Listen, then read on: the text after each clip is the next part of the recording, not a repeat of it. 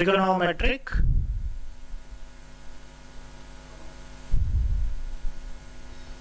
functions. ಈಗ ನೋಡಿ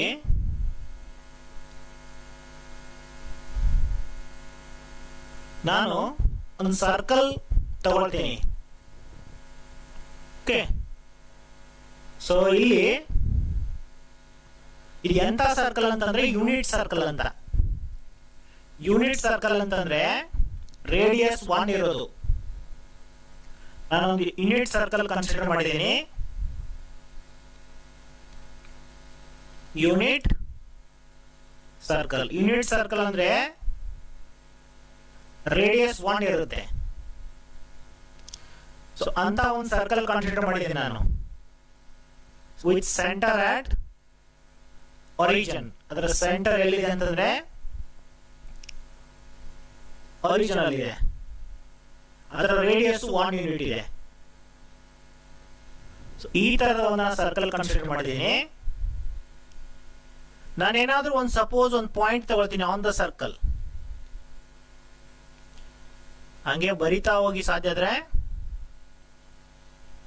okay, so ಇಲ್ಲಿ ಒಂದು ಪಾಯಿಂಟ್ ತಗೊಂಡಿದ್ದೆ ನಾನು, P A, B on the circle. ಇವಾಗ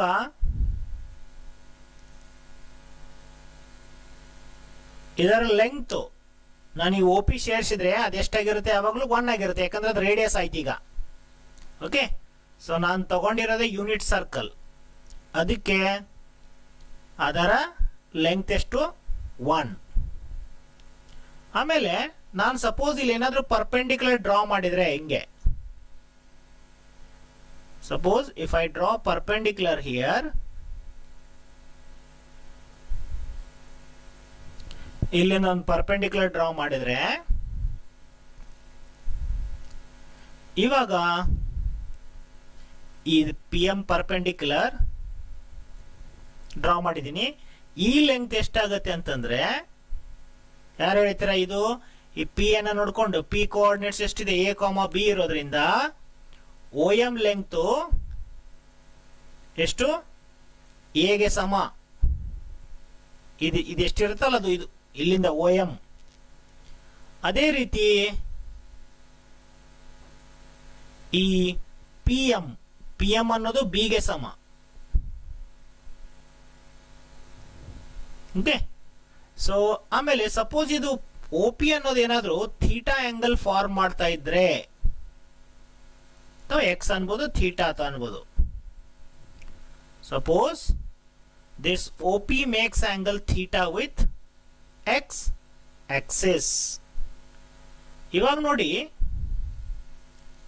ಈ ಟ್ರಯಾಂಗಲ್ POM ನಲ್ಲಿ ಸೈನ್ ಥೀಟಾ ಏನಾಗುತ್ತೆ ನೋಡಿ?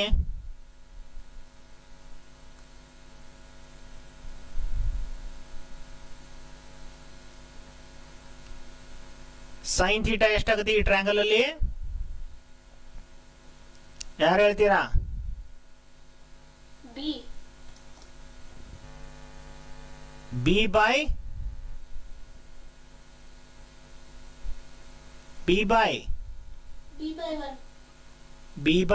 1. ಯಾಕೆ ಅಂತಂದ್ರೆ ಇದು OP ಅನ್ನೋದು ರೇಡಿಯಸ್ ಇದೆ. Okay, so B by OP opposite by hypotenuse ಅಂತ. ಸೊ ಏನಾಗುತ್ತೆ? ಅದು B by 1. Okay, so that implies B ಅಂದ್ರೆ sine theta. Okay, so in triangle POM,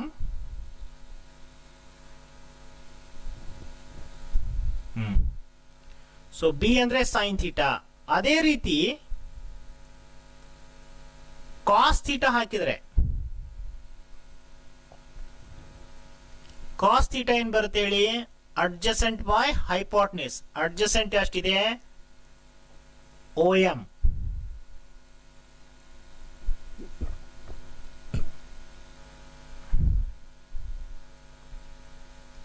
adjacent OM.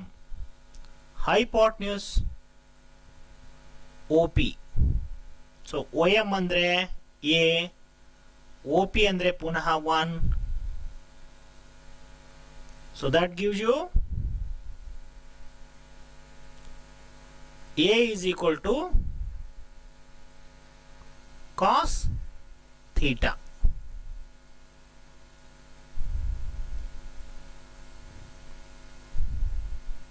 Okay. So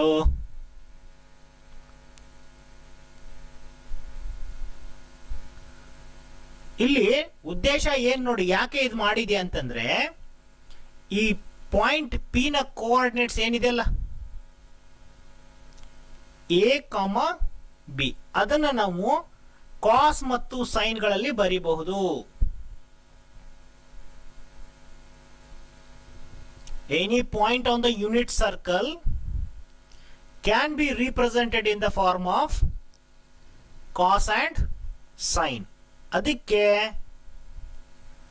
ಇಲ್ಲಿ ಈ P ಕೋಆರ್ಡಿನೇಟ್ಸ್ ಅನ್ನ ಹೆಂಗ್ ಬರಿಬಹುದು ನಾವು? A ಅಂದ್ರೆ ಕಾಸ್ ಥೀಟಾ, B ಅಂದ್ರೆ ಸೈನ್ ಥೀಟಾ. ಇದು ನಮಗೆ ಮುಂದೆ ಬೇಕಾಗುತ್ತೆ ಈಗ. ಓಕೆ,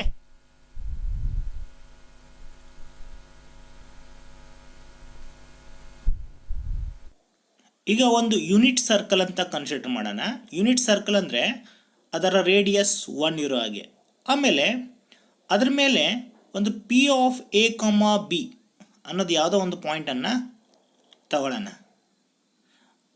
ಸೊ ಇವಾಗ ಅದರ ರೇಡಿಯಸ್ ಎಷ್ಟಿರುತ್ತೆ? 1 ಯೂನಿಟ್ ಇರುತ್ತೆ.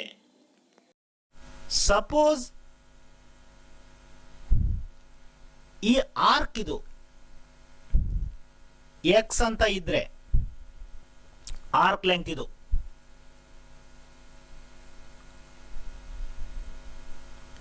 ಇದು ಸಪೋಸ್ ನಾನು ಈ ಪಾಯಿಂಟ್ A ತಗೊಳ್ತೀನಿ, ಇದು B ತಗೊಳ್ತೀನಿ, ಇದು C ತಗೊಳ್ತೀನಿ, ಇದನ್ನ D ತಗೊಳ್ತೀನಿ. ಓಕೆ, ನಿಮಗೆ ಯೂನಿಟ್ ಸರ್ಕಲ್ ಅಲ್ಲಿ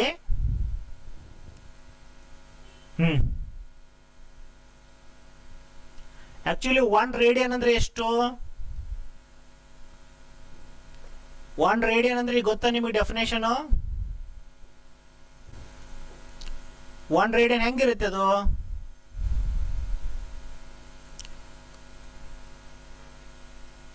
ರೇಡಿಯಸ್ 1 ಇದ್ರೆ ಆರ್ಕ್ ಲೆಂತ್ 1 ಇರಬೇಕು.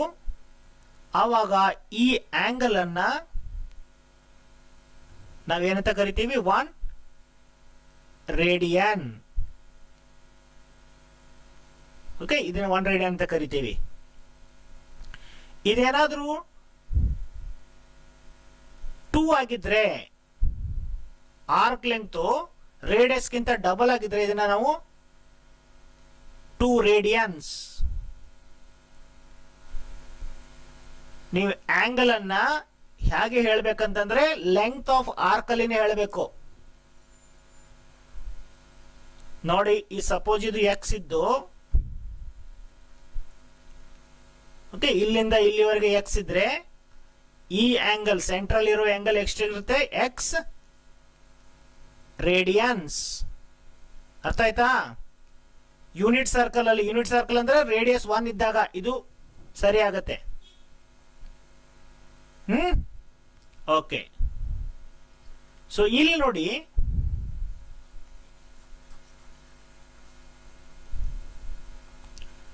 ಇಲ್ಲಿ ಯೂನಿಟ್ ಸರ್ಕಲ್ ಅಲ್ಲಿ ಅಂದ್ರೆ ಸರ್ಕಲ್ ರೇಡಿಯಸ್ 1 ಇದೆ, P ಅನ್ನೋದು ಒಂದು ಪಾಯಿಂಟ್ ಇದೆ. ಹೇಗಿದೆ ಅಂತಂದ್ರೆ ಇಲ್ಲಿಂದ ಇಲ್ಲಿವರೆಗೆ ಏನು ಆರ್ಕ್ ಲೆಂತ್ X ಇದ್ರೆ ಈ ಆಂಗಲ್ X ರೇಡಿಯನ್ ಆಗಿರುತ್ತೆ. ಹಾಗಂದಾಗ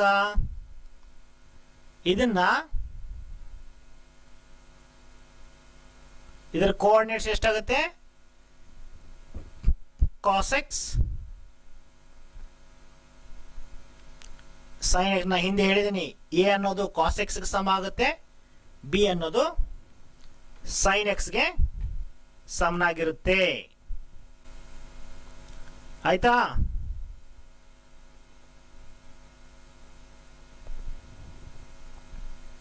ಸರಿನಾ?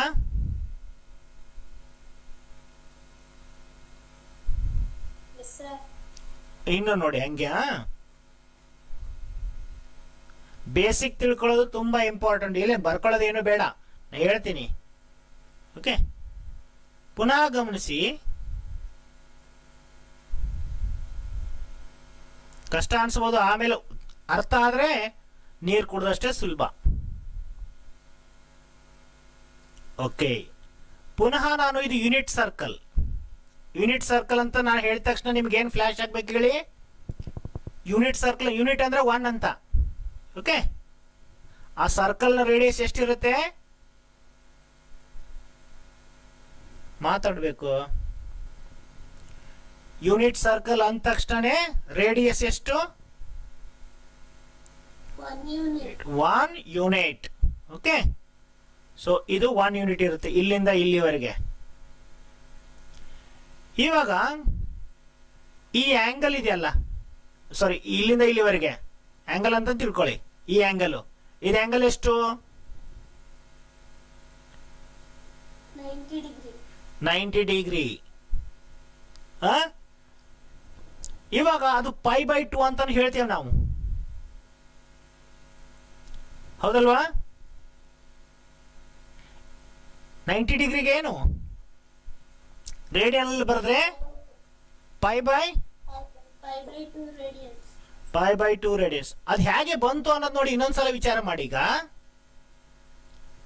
ನೋಡಿ, ನಾನು ಆಗ್ಲೇ ಏನ್ ಹೇಳಿದೆ, ಯೂನಿಟ್ ಸರ್ಕಲ್ ಅಲ್ಲಿ ನೋಡಿ, ಹಿಂದೆ ಹೋಗ್ತೀನಿ. ಈ ಆರ್ಕ್ ಲೆಂತ್ ಎಷ್ಟಿರುತ್ತಲ್ಲ, ಆರ್ಕ್ ಲೆಂತ್ ಎಕ್ಸ್ ಇದ್ರೆ ಸೆಂಟರ್ ಅಲ್ಲಿ ಆಂಗಲ್ ಎಷ್ಟಿರುತ್ತೆ? ಎಕ್ಸ್ ರೇಡಿಯನ್ ಇರುತ್ತೆ. ಓಕೆ, ಸೊ ಆರ್ಕ್ ಲೆಂತ್ ಏನಾದ್ರು 2x ಆಗಿದ್ರೆ arc length central angle 2x ಆಗಿರುತ್ತೆ ಯೂನಿಟ್ ಸರ್ಕಲ್ ಅಲ್ಲಿ. ಇದು π/2 ಯಾಕೆ ಬಂತು ಅಂತ ಹೇಳಿದ್ರೆ, ಈ ಆರ್ಕ್ ಲೆಂತ್ ಎಷ್ಟಿದೆ ಅಂತ. ಹಂಗಾದ್ರೆ ಈ ಆಂಗಲ್ π/2 ಆಗಿರ್ಬೇಕಾಗಿದ್ರೆ ಈ ಆರ್ಕ್ ಲೆಂತ್ ಸಹಿತ ಎಷ್ಟಾಗಿರುತ್ತೆ?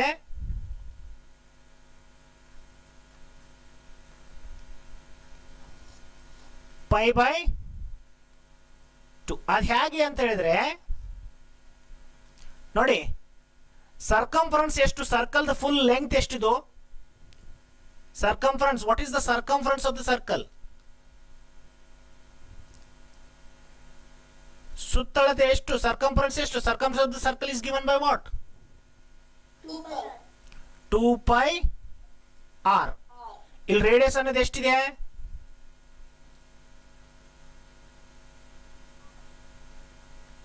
ರೇಡಿಯಸ್ ಎಷ್ಟಿದೆ ಇಲ್ಲಿ? 1 ಯೂನಿಟ್ ಇದೆ. ಅದಕ್ಕೆ 2π × 1 ಅಂದ್ರೆ ಎಷ್ಟಾಯ್ತು? 2π. ಇದು ಫುಲ್ ಸರ್ಕಲ್ ನ ಸುತ್ತಳತೆ ಆಯ್ತು ಅಲ್ವಾ? ಇವಾಗ ನಮಗೆ ಕಾಲು ಭಾಗದ ಬೇಕಾಗಿದೆ ಇದಕ್ಕೆ. ಇದು ಕಾಲು ಭಾಗ. ಇಷ್ಟು ಇಂಥವು 4 ಸೇರಿಸಿದೆ ಇಷ್ಟು ಬರುತ್ತೆ. ಇದು 2π ಅನ್ನೋದು ಏನ್ ಹೇಳಿ? 2π ಅಂದ್ರೆ ನೋಡಿ, ಇದು ಫುಲ್ ಲೆಂತ್. ಇದು ಇಲ್ಲಿಂದ ಹೀಗೆ ಹೋಗಿ ಇದು ಫುಲ್ ಸರ್ಕಂಫರೆನ್ಸ್ ಅಂದ್ರೆ 2π ಇದು. ಓಕೆ, ಸೊ ನಮಗೆ ಕಾಲು ಭಾಗದ ಬೇಕಾಗಿದೆ. ಇಷ್ಟು ಮಾತ್ರ. ಇಷ್ಟು ಮಾತ್ರ ಅಂದ್ರೆ ಇದಕ್ಕೆ 4 ಭಾಗಿಸಿದ್ರೆ ಎಷ್ಟು ಬರುತ್ತೆ? π/2. ಓಕೆ, ಸೊ ಈ ಭಾಗ ಸಿಕ್ತು. ಸೊ ಇದರ ಆರ್ಕ್ ಲೆಂತ್ π/2 ಇರೋದ್ರಿಂದ ಇದರ ಆಂಗಲ್ ಇದು ಎಷ್ಟಿರುತ್ತೆ? π/2 ರೇಡಿಯನ್ಸ್. ಗೊತ್ತಾಯ್ತಾ? ಈಗ ನೋಡಿ,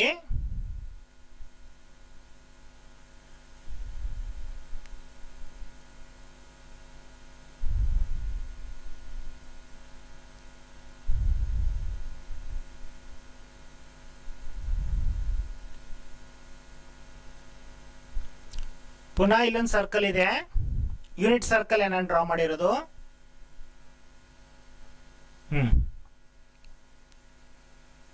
A B C D. A ಪಾಯಿಂಟ್ನ ಕೋಆರ್ಡಿನೇಟ್ಸ್, ಎ ಅನ್ನೋದು ಎಕ್ಸ್ ಆಕ್ಸಿಸ್ ಮೇಲಿದೆ, ಬಿ ಅನ್ನೋದು ವೈ ಆಕ್ಸಿಸ್ ಮೇಲಿದೆ. ಎ ಕೋಆರ್ಡಿನೇಟ್ಸ್ ಎಷ್ಟು ಬರೀತೀರಾ? ಇದು ಯೂನಿಟ್ ಸರ್ಕಲ್ ಇರೋದ್ರಿಂದ ಎ ಪಾಯಿಂಟ್ ನ ಕೋಆರ್ಡಿನೇಟ್ಸ್ ಎಷ್ಟು?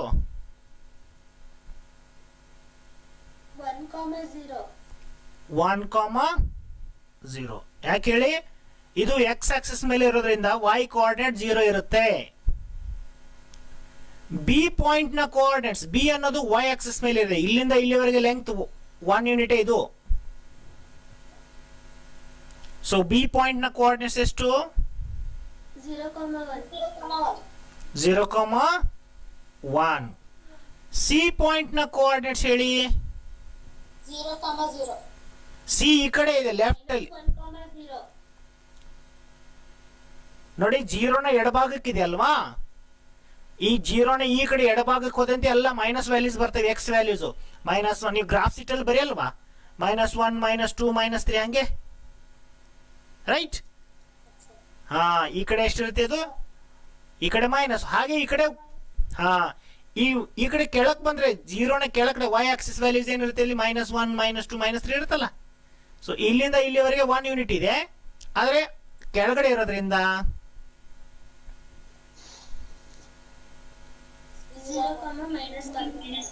0,-1. ಓಕೆ. ಇವಾಗ ನೋಡಿ, ತಿಳ್ಕೊಳ್ಳೋದು ತುಂಬಾನೇ ಇದೆ ಇದು ಇಲ್ಲಿ.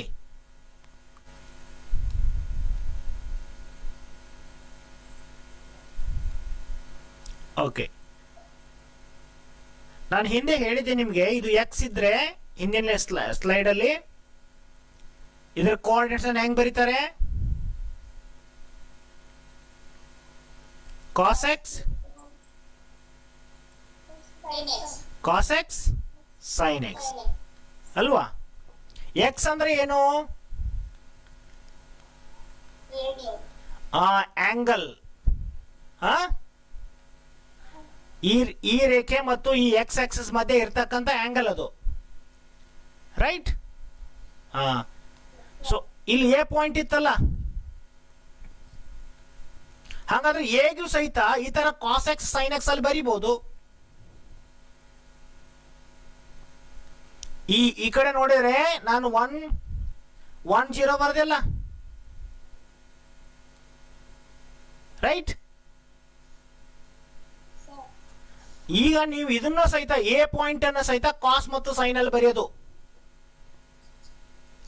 ಹಾ, ಇಲ್ಲಿ ಆಂಗಲ್ ಎಷ್ಟು? ಓ ಎ ಮತ್ತು ಓ ಎ ಮಧ್ಯೆ ಈ ಪಿ ಅನ್ನೋದು ಎಕ್ಸ್ ಇಲ್ಲಿ ಬಂದ್ರೆ, ಈ ಪಿ ಅನ್ನೋದು ಪಾಯಿಂಟ್ ಇಲ್ಲೇ ಬಂದು ಕುಂತ್ಕೊಂಡ್ಬಿಟ್ರೆ ಈ ಆಂಗಲ್ ಎಷ್ಟಾಗುತ್ತೆ? 0 ಆಗುತ್ತೆ, ಹೌದಲ್ಲ? ಈ ಪಾಯಿಂಟ್ ಪಿ ಅನ್ನೋದು ಎಳ್ಕೊಂಡು ಬಂದು ಇಲ್ಲೇ ಕೂಡ್ಸ್ಕೊಬಿಟ್ರೆ ಎ ಜೊತೆಗೆ ಈ ಆಂಗಲ್ ಎಷ್ಟಾಗುತ್ತೆ? ಅವಾಗ 0 ಆಗುತ್ತೆ. ಸೊ ಅದಕ್ಕೆ ನಾವು ಇದನ್ನ ಹೆಂಗ್ ಬರೆಯೋಣ? ಕಾಸ್ 0 ಸೈನ್ 0, ರೈಟ್? ಹಾ, ಇಲ್ಲಿ ನೋಡಿ, ಈ ಪಿ ಪಾಯಿಂಟ್ ಅನ್ನ ಎಳೆದು ಇಲ್ಲಿ ತಗೊಂಡ್ ಬಂದ್ರೆ, ಬಿ ಮೇಲೆ ಹಾಕಿದ್ರೆ, ಅವಾಗ ಈ ಆಂಗಲ್ ಎಷ್ಟಕ್ಕೆ ಸಮ ಆಗುತ್ತೆ? 90 degree. ಹಾ, ಅದಕ್ಕೆ ಬಿ ಪಾಯಿಂಟ್ ಅನ್ನು ಹೆಂಗ್ ಬರೆಯೋದು?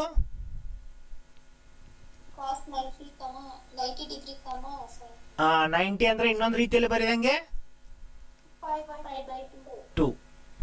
ಸೈನ್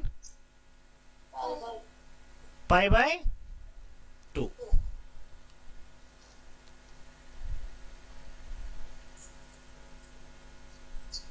ಓಕೆ, ಈಗ ಈ ಪಾಯಿಂಟ್ ಅನ್ನ ಎಳ್ಕೊಂಡು ಬಂದು ಇಲ್ಲಿ ಹಾಕೋಣ, ಸಿ ಜಾಗದಲ್ಲಿ. ಈ ಪಾಯಿಂಟ್ ಅನ್ನು ಎಳೆದು ತಂದು ಇಲ್ಲಿ ಸಿ ಮೇಲೆ ಹಾಕೋಣ, ಪಿ ಪಾಯಿಂಟ್ ಅನ್ನ. ಇವಾಗ ಈ ಎಕ್ಸ್ ಅನ್ನೋದು ಎಷ್ಟಾಗುತ್ತೆ ಅವಾಗ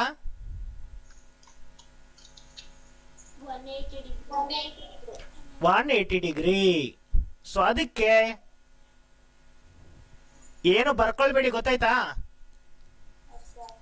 ಇದನ್ನ ಹೆಂಗ್ ಬರೆಯೋಣ? Cos pi sine pi.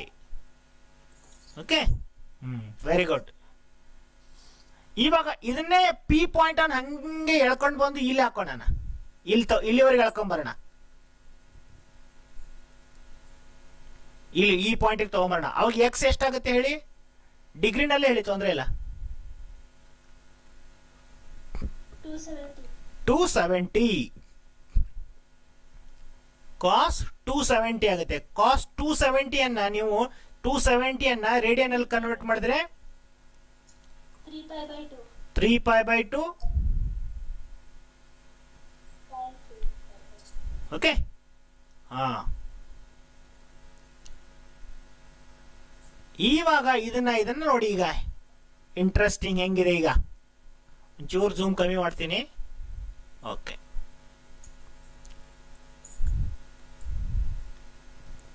ಕಾಸ್ 0 ಎಷ್ಟು? 1. ಇಲ್ಲೇ ಗೊತ್ತಾಗುತ್ತೆ ನಿಮಗೆ. ಯಾಕೆ ಕಾಸ್ 0 1 ಅಂದ್ರೆ ಇಲ್ಲೇ ಗೊತ್ತಾಗುತ್ತೆ ನಿಮಗೆ.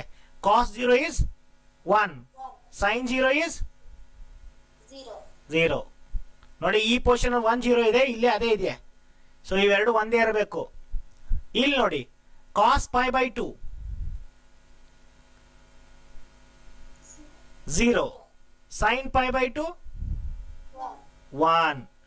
ನೋಡಿ ಪ್ರಾಕ್ಟಿಕಲಿ ಹೇಗೆ ಇದೆ ಅದು, ಸುಮ್ಮನೆ ಬಹ್ಯಾಟ್ ಮಾಡುವಾಗಿಲ್ಲ.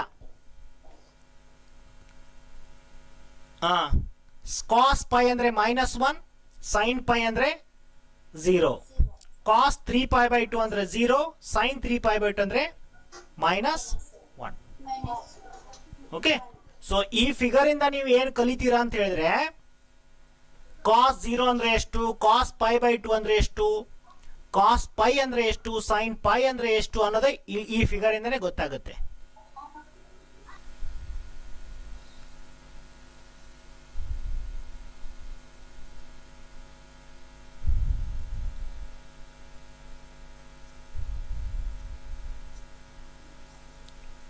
ಇದು 1,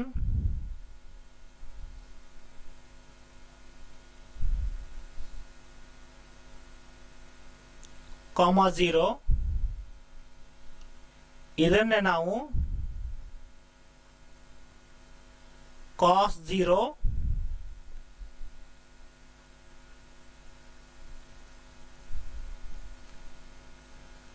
ಸೈನ್ 0.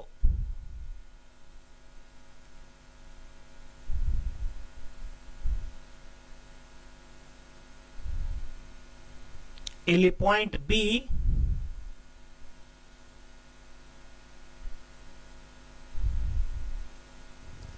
0,1,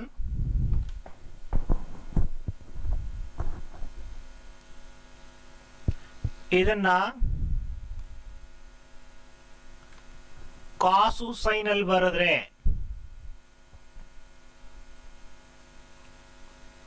ಕಾಸ್ π/2 sine π/2.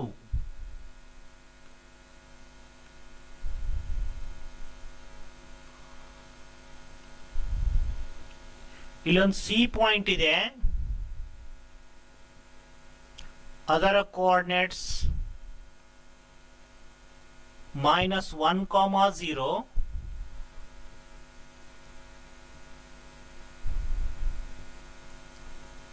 ಅದು ನಿಮಗೆ cos pi sine pi.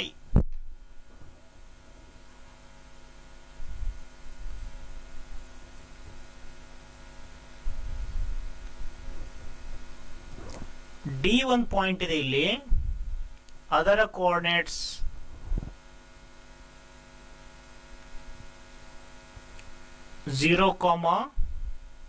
-1.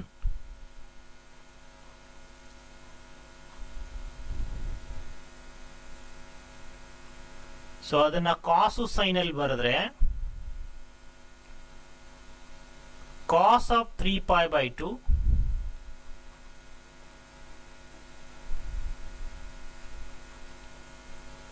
sine of 3π/2.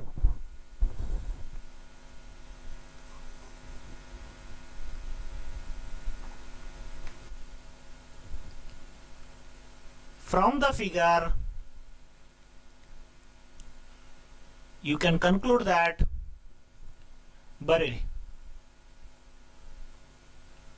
cos 0 degree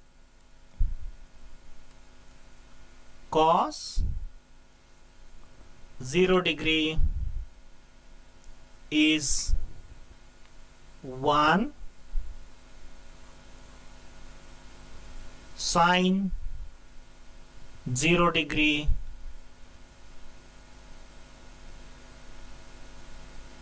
is 0.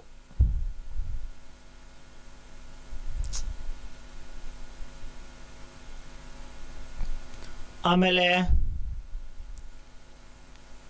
cos 90 ಅಥವಾ π/2 is 0 sin π/2 is 1 cos pi is -1 sin pi is 0 cos 3π/2 is 0 sin 3π/2 is -1 ಹಾಗೆ ಇನ್ನೊಂದು ಸುತ್ತ ಹಾಕಿ ಬಂದ್ರೆ cos 2π ಆಗುತ್ತೆ ಫುಲ್ circumference cos 2π is 1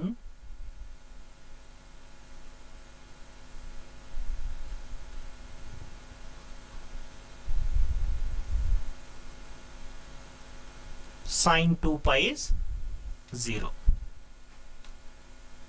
ಇವುಗಳನ್ನು ಬರ್ಕೊಳ್ಳಿ ಪ್ರಾಕ್ಟಿಕಲಿ ಥಿಂಕ್ ಮಾಡಿ ಬರಿಬೇಕು ಸುಮ್ಮನೆ ಬಾಹ್ಯಾಟ್ ಮಾಡಿದ್ರೆ ಯಾವುದಕ್ಕೂ ಎಲ್ಲ ಕನ್ಫ್ಯೂಸ್ ಆಗಿಬಿಡುತ್ತೆ ಅದು ಓಕೆ ಸೊ ಇವೆಲ್ಲ ಆರ್ಕ್ ಲೆಂಗ್ತ್ಸ್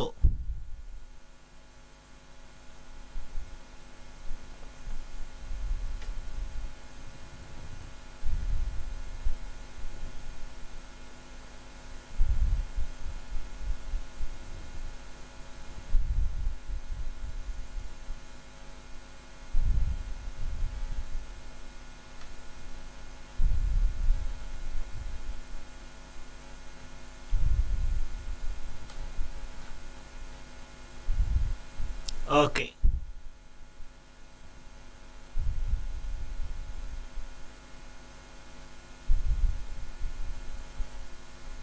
ನೋಡಿ ಇವುಗಳಿಂದ ಪುನಃ ಏನ್ ಗೊತ್ತಾಗುತ್ತೆ ನಮ್ಗೆ ಅಂತಂದ್ರೆ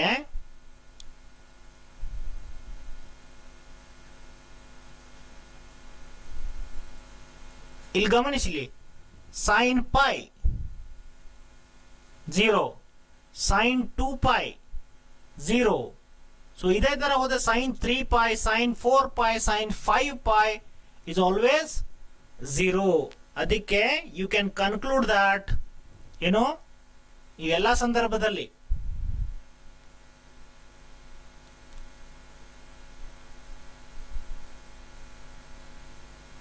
sin nπ is always 0 for any integer n means for any n belongs to z ಅಥವಾ just you remember that sin nπ is always 0 ಇದು ನೋಟ್ ಬರ್ಕೊಳ್ಳಿ note sin of nπ is 0 for any n belongs to z ಅಥವಾ for any integer N ಅಂತ ಬರೋದು ಆಯ್ತು okay for any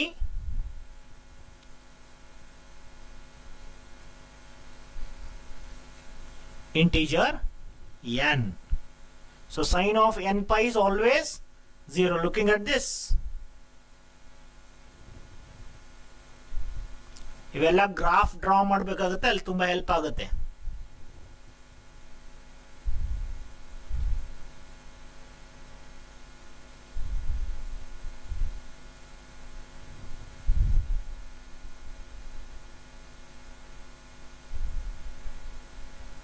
okay,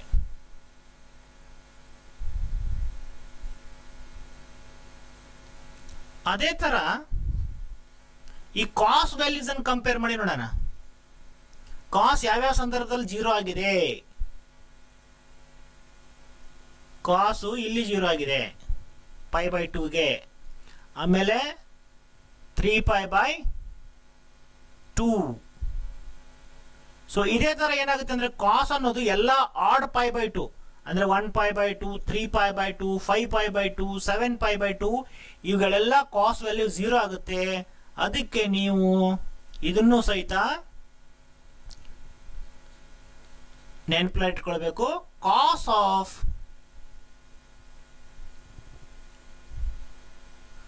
2n + 1 π/2 is always 0. ಅಂದ್ರೆ ಕಾಸ್ of add π/2. 2n + 1 ಅಂದ್ರೆ ಯಾವಾಗಲೂ ಒಂದು ಆಡ್ ನಂಬರ್ ರಿಪ್ರೆಸೆಂಟ್ ಮಾಡುತ್ತೆ. 2n ಅಂದ್ರೆ ಇವನ್ ನಂಬರ್ ನೆನ್ಪಿಟ್ಕೋಬೇಕು. 2n + 1 ಅಂದ್ರೆ ಆಡ್ ನಂಬರ್ ಅಂತ. ಓಕೆ, ಸೊ ದಟ್ ಮೀನ್ಸ್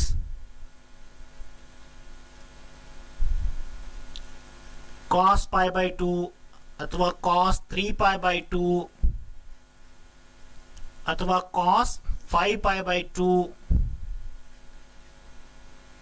ಅಥವಾ ಕಾಸ್ 7π/2 ಇವೆಲ್ಲ ಆಡ್ π/2s. ಇವೆಲ್ಲ ಏನಾಗುತ್ತೆ ಯಾವಾಗಲೂ 0. ಅದೇ ತರ ಅರ್ಥ 2n + 1 ಅನ್ನೋದು ಆಡ್ ನಂಬರ್ ಅದೊಂದು. Okay, so this is odd number. So cos of any odd π/2 is always 0. ಇಲ್ಲಿ n ಅನ್ನೋದು any integer. So n is any integer, ಯಾವ್ದಾದ್ರು ಇಂಟಿಜರ್ ಹಾಕ್ಬೋದು. ರೈಟ್. ಸೊ ಇಷ್ಟು ನೀವು ತಿಳ್ಕೊಳ್ಬೇಕು. ಸೈನ್ ವ್ಯಾಲ್ಯೂ ಯಾವ್ಯಾವ ಸಂದರ್ಭದಲ್ಲಿ 0 ಆಗುತ್ತೆ, ಕಾಸ್ ವ್ಯಾಲ್ಯೂ ಯಾವ ಸಂದರ್ಭದಲ್ಲಿ 0 ಆಗುತ್ತೆ ಅನ್ನೋದನ್ನ.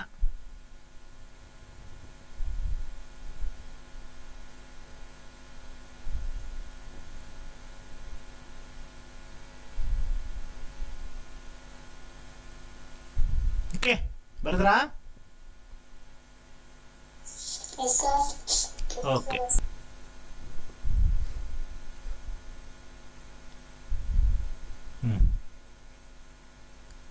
ನೋಡಿ, one of the famous or very first trigonometric identity, sin square x plus cos square x is equals to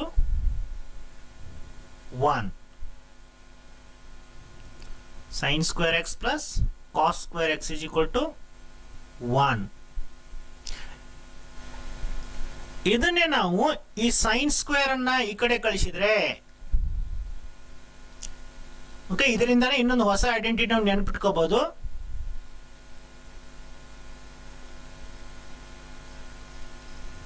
ಈ ಸೈನ್ ಸ್ಕ್ವೇರ್ ಈ ಕಡೆ ಬಂದ್ರೆ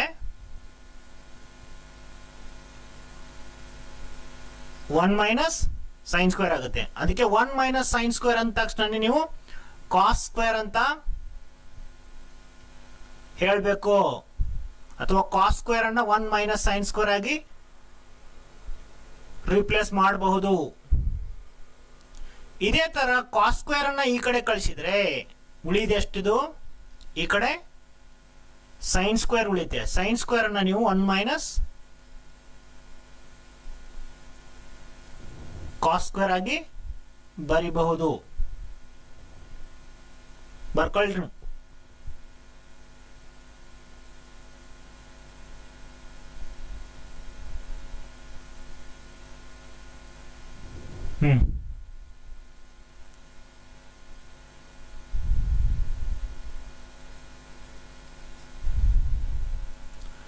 ನಾಲ್ಕನೇದು ನೋಡಿ,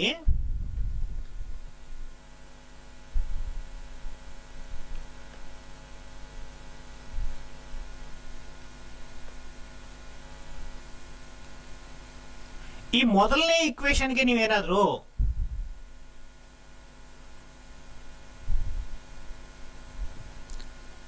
ಈ ಮೊದಲನೇ ಇಕ್ವೇಶನ್ ಇದೆಯಲ್ಲ, ಇದಕ್ಕೆ ನೀವೇನಾದ್ರೂ ಕಾಸ್ ಸ್ಕ್ವೇರ್ ಇಂದ ಡಿವೈಡ್ ಮಾಡಿದ್ರೆ,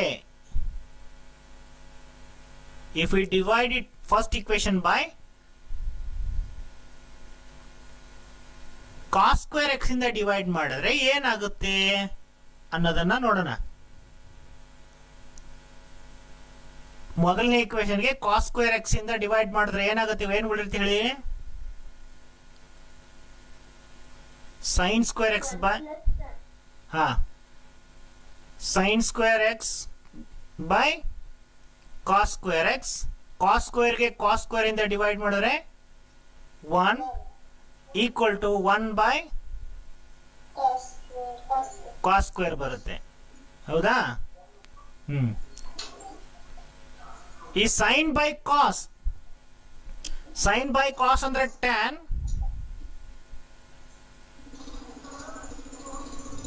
ಮ್ಯೂಟ್ ಮಾಡಿ. Sine square by cos square ಅಂದ್ರೆ ಟ್ಯಾನ್ ಸ್ಕ್ವೇರ್ ಪ್ಲಸ್ 1. ಹಾಗೆ 1 ಬೈ ಕಾಸ್ ಅಂದ್ರೆ ಸೆಕೆಂಡ್, ಅದಕ್ಕೆ ಇದನ್ನ ಸೆಕ್ ಸ್ಕ್ವೇರ್ ಅಂತ ಬರಿತೀನಿ. ಸೊ ಅದಕ್ಕೆ ಇದನ್ನ ನೀವು ಹೀಗೆ ನೆನ್ಪಿಟ್ಬೇಕು.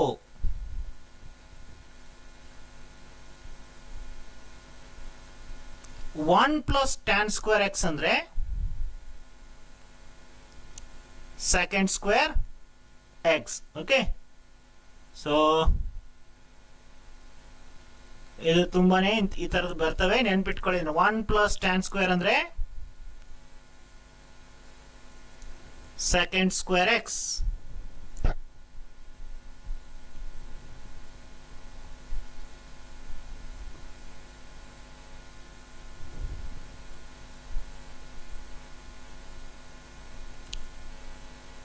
ಇದು ನೀವು ಹೀಗ್ಲೂ ಬರಿಬಹುದು. ಈ 1 ಅನ್ನು ಈ ಕಡೆ ಕಳಿಸಿದ್ರೆ ನಿಮ್ಗೆ ಎಲ್ಲಾದ ರೀತಿಯಲ್ಲಿ ಬರ್ಲಿಕ್ಕೆ ಬರಬೇಕು. 1 ಅನ್ನು ಈ ಕಡೆ ಕಳಿಸಿದ್ರೆ ಸೆಕ್ಸ್ ಸ್ಕ್ವೇರ್ ಎಕ್ಸ್ ಮೈನಸ್ 1 ಆಗುತ್ತೆ. ಓಕೆ, ಸೊ ಅದಕ್ಕೆ ನೀವು ಹೀಗ್ಲೂ ನೆನ್ಪಿಟ್ಕೊಳ್ಬೇಕು.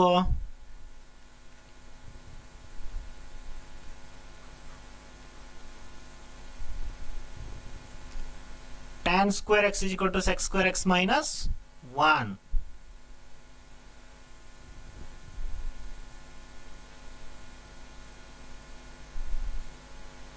ಬರದ್ರಾ? ಓಕೆ, ಈಗ ಅದೇ ರೀತಿ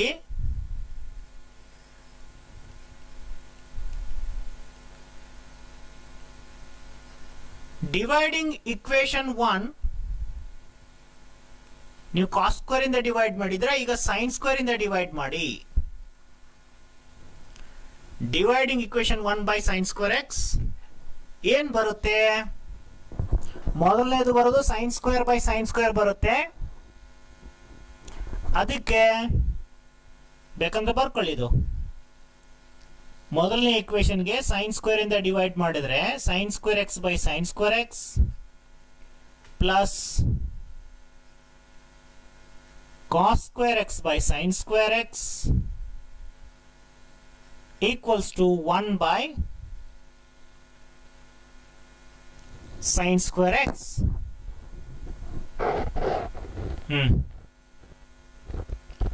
sin square by sin square ಅಂದ್ರೆ 1, cos by sin ಅಂದ್ರೆ cot ಆಗುತ್ತೆ, ಇದು cot square ಆಗುತ್ತೆ. ಆಮೇಲೆ 1 ಬೈ ಸೈನ್ ಅಂದ್ರೆ ಹೇಳಿದೆ ನಾನು, 1 ಬೈ ಸೈನ್ ಅಂದ್ರೆ reciprocal of cosec. So 1 by sine ಅಂದ್ರೆ ಕೊಸೆಕ್ ಅಂತ ಬರಿಬಹುದು.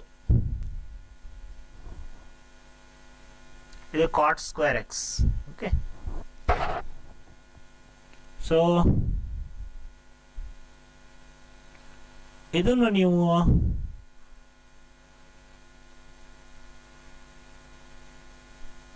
ನೆನಪಲ್ಲಿ ಇಟ್ಕೊಳ್ಬೇಕು. 1 ಪ್ಲಸ್ ಕಾಟ್ ಸ್ಕ್ವೇರ್ ಅಂದ್ರೆ cosec ಸ್ಕ್ವೇರ್ ಎಕ್ಸ್, ಅಥವಾ ಇದನ್ನೇ ಈ 1 ಅನ್ನು ಈ ಕಡೆ ಕಳಿಸಿದ್ರೆ cot square x equal to cosec square x minus 1.